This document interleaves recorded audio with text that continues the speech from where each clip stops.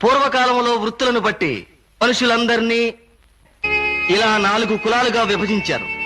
ఇందులో కండబలం ఉన్న రెండోవాడు బుద్ధి బలం ఉన్న మొదటివాణ్ణి, ఆర్థిక బలం ఉన్న మూడోవాణ్ణి ఆశ్రయించి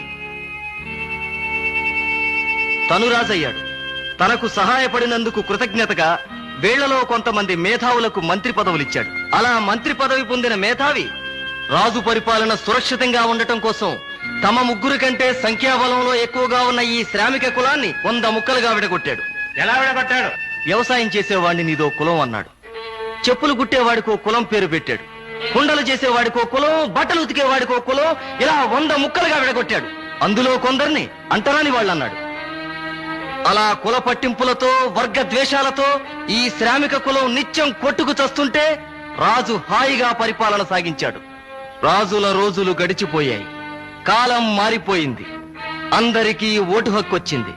ఓటు బలంతో గద్దెనెక్కాలంటే సంఖ్యలో ఎక్కువ ఉన్న శ్రామిక వర్గం సహాయం కావాలి.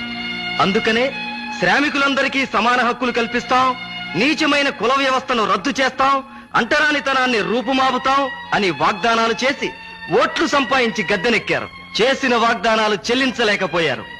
మళ్లీ మళ్లీ ఓటవసరం వచ్చింది. వాగ్దానాలతో తమని నమ్మరని తెలుసుకున్న నాయకులు అసంతృప్తితో ఉన్న అట్టడుగు వర్గాన్ని సంతృప్తి పరచడానికి 4 మెతుకులు విసిరారు. దానికే ముచ్చటగా రిజర్వేషన్ అని పేరు పెట్టారు. ఇది రిజర్వేషన్ల రాజకీయం.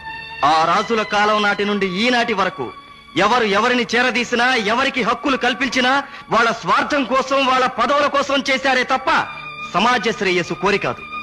ఈ నిజం తెలుసుకున్న మనం కులం, మతం అనే మూఢ విశ్వాసపు అడ్డుగోడల్ని అధిగమించి ఐకమత్యంతో విప్లవ రాగాన్ని ఆలపించినప్పుడే నవ సమాజ నిర్మాణం జరుగుతుంది.